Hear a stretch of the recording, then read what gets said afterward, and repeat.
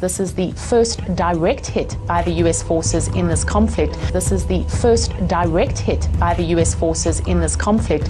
The U.S. retaliating against the targeting of its navy in the Red Sea with strikes of its own against suspected bases of Iran-aligned Houthi militias.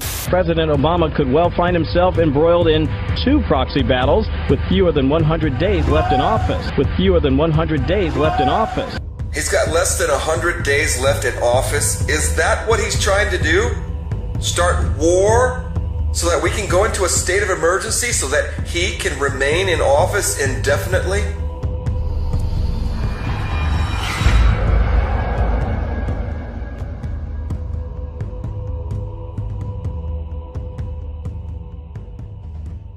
Syria burns and Libya teeters. Civilians are bearing the brunt of another Arab world civil war.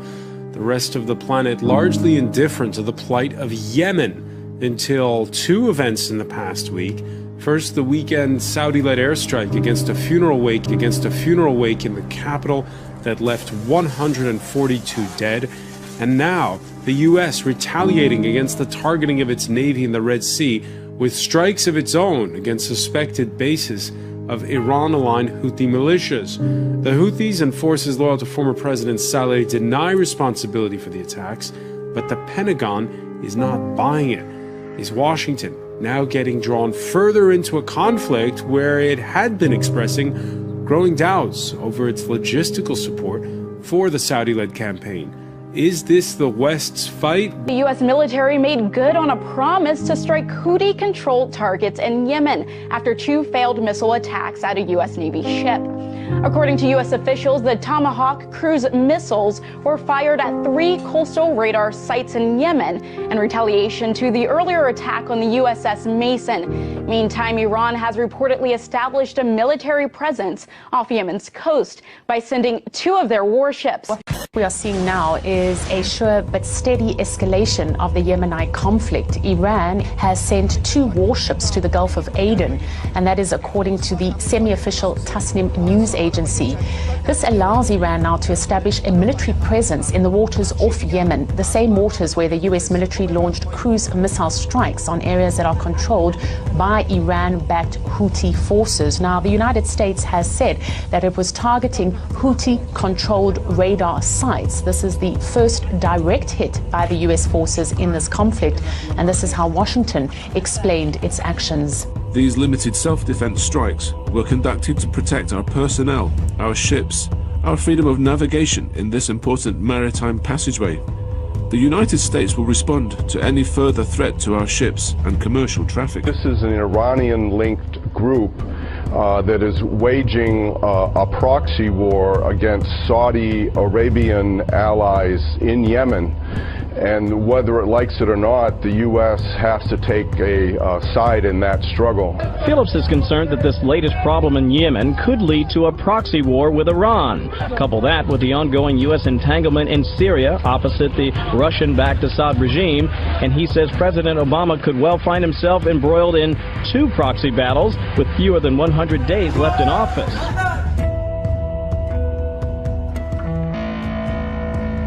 Russia has warned against supplying anti-aircraft missiles to terrorist groups in Syria.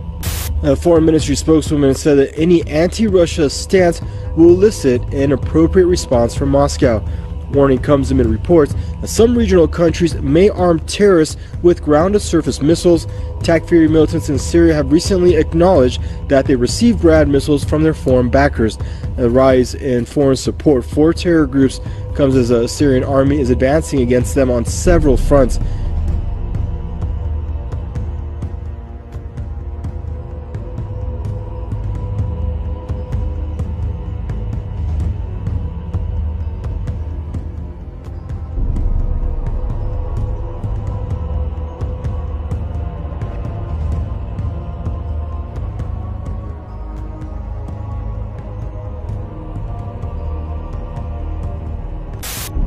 Are we heading into World War III? If you're reading some Russian media, you might think so. That's right. What's going on there? This is an interesting piece in Libération, the left-leaning daily today. They've picked up a piece by AFP news agency, and so the tensions in particular with the US over what's happening in Aleppo, over the airstrikes, over the breakdown of talks between Washington and Moscow on the 3rd of October are being depicted as very serious in the Russian media. If you look at Russia 24, they're reporting on anti-nuclear war shelters in Moscow. Fontanka news website in St. Petersburg is talking about possible bread rationing in preparation for a future war, even though the authorities have explained that there is an attempt to stabilise the price of flour. Right? On the radio there is talk of civil defence exercises, building evacuations, fire drills. On the streets you're seeing graffiti of a patriotic nature by pro-Putin artists, a group called SET, S-E-T, depicting Russian bears handing out bulletproof vests.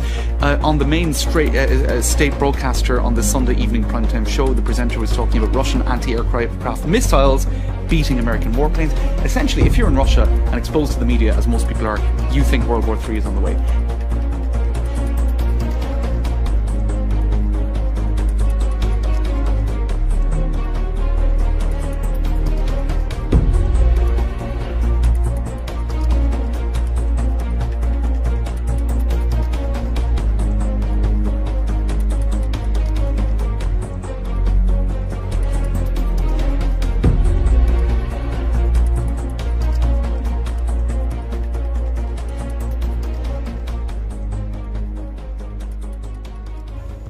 The sides have accused each other of provoking violence.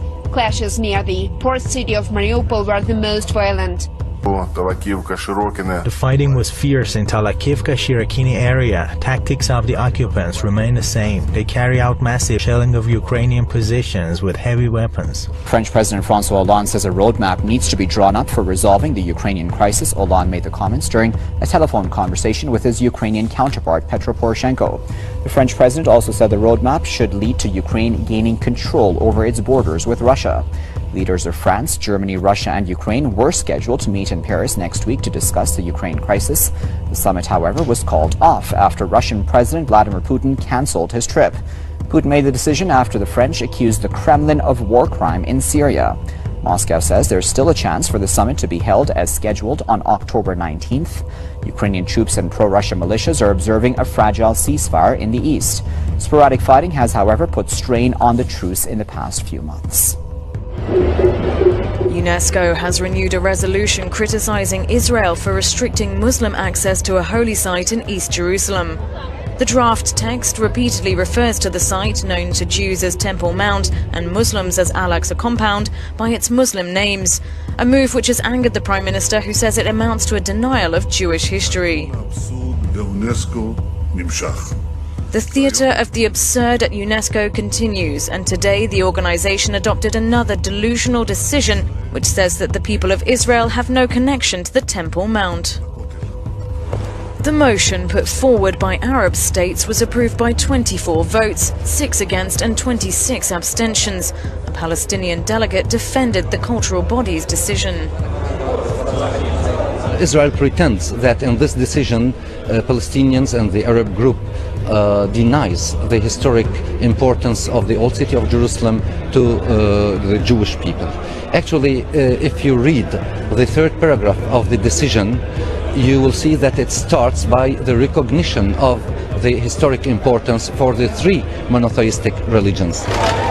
The holy site, which was taken by Israel in the 1967 Six-Day War, has been the flashpoint of Israeli-Palestinian violence in recent years. On Thursday, there was an important meeting between the chief rabbis of Israel and top religious leaders from the Palestinian Authority in the president's residence in Jerusalem. They released a united call to stop the violence and harm of innocent civilians. This meeting included the highest levels of religious leaders of the two sides ever convened. There is a growing link between criminals and terrorism in Britain. A new British report says an increasing number of criminals are joining ISIS and, quote, creating a gangster jihad. The report from the King's College London says nearly 60% of European jihadists studied by researchers had been in jail previously. The center's director says former criminals are a perfect fit for recruitment from ISIS. The researchers say ISIS offers criminals a chance at redemption without having to change their behavior. Satanists are asking Boston City Council to allow them to have the invocation that kicks off at City Hall meetings. The Boston Globe reports a chapter of the Satanic Temple told the council president it would be a breach of the First Amendment for them to turn down the request. They stated that those who normally give the opening prayer are overwhelmingly Christian. Other Satanic Temple chapters have made similar requests in other cities. More breaking news now from Boston, where 2 police officers are in extremely critical condition after being shot. We got shots fired. I need every officer available. We have 2 or 3 officers inside the building. There have been shots fired. The resident inside a Gladstone Street home in East Boston called 911 to say his roommate, a gunman, had threatened him with the knife. 2 officers entered the house and are critically wounded. Richard Santolo and Matt Morris are shot multiple times. A cavalry of officers rush in spite of heavy gunfire. The tactical teams were there in short order. They got there very quickly. In fact, they were inside, engaged in the operation. This was a ferocious firefight. As far as I could tell, I walked the scene, I saw the ballistics evidence, I saw the blood, massive amounts of blood. Police believe the roommates had a domestic dispute partly about the thermostat. It was a tactical rifle, shotgun type instrument, and again, he had a ballistic vest on. Countless cops came to help, evidence of the glue among the brothers in blue. This is dangerous work, so I want to commend the men and women of the Boston Police Department. Any call they get in any particular day could turn into that. And I don't think anyone could have anticipated how quickly this incident went violent.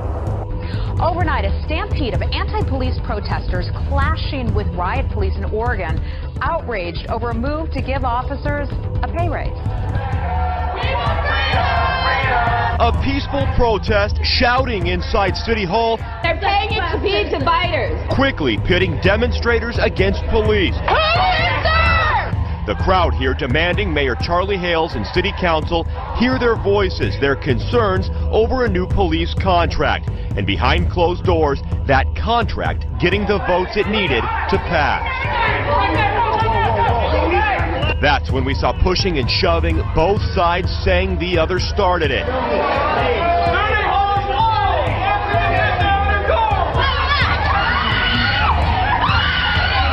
And outside, police in riot gear using pepper spray. At this point, it was people turning their attention to the street, blocking buses and MAX trains. Don't shoot! Officers then moving in.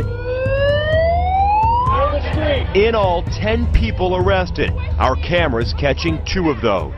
I support Black Lives Matter. I don't support what they're doing here. Hours after this began, one of the organizers, Greg McKelvey, asking everyone to head home. I think we saw the most anti-democratic thing that we've seen from Portland City Hall. He's now taking aim at the commissioners who voted yes on that contract, saying it's time they be recalled.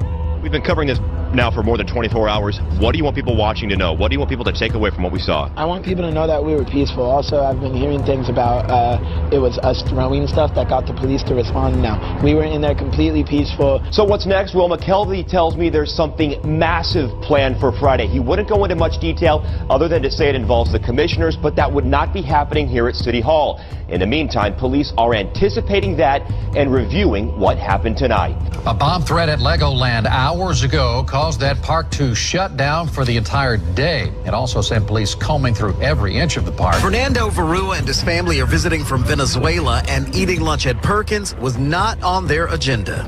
But it's where they ended up after a bomb threat forced them out of Legoland and their hotel.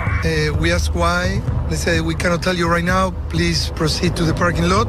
They took some cell phone video along the way as people were scrambling to leave. People like Chris Johnson and her grandchildren. They're here from Deltona. At the hotel, they said, it was okay. We could go up to our room. We went up to our room, and about 5 minutes later, they're pounding on our door saying, you have to evacuate. You have to evacuate.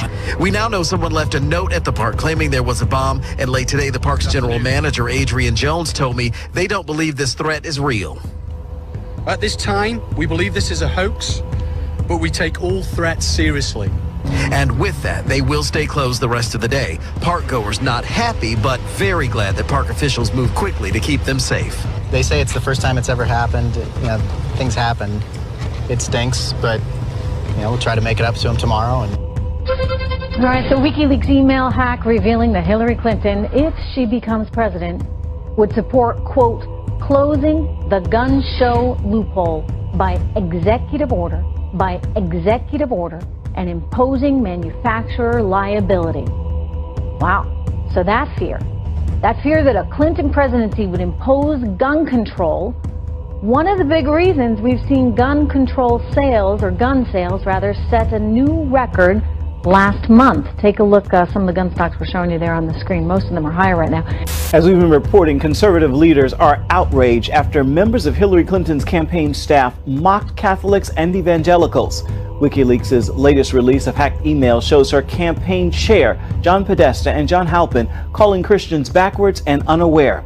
House Speaker Paul Ryan is blasting those comments, saying all Americans of faith should take a long, hard look at this and decide if these are the values we want to be represented in our next president.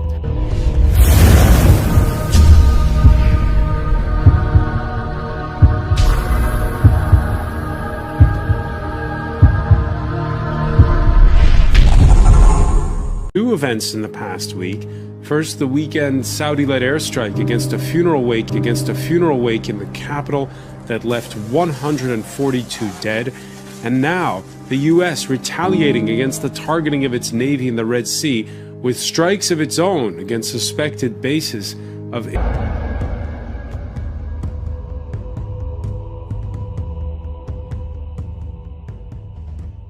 Syria burns and Libya teeters. Civilians are bearing the brunt of another Arab world civil war. The rest of the planet largely indifferent to the plight of Yemen until two.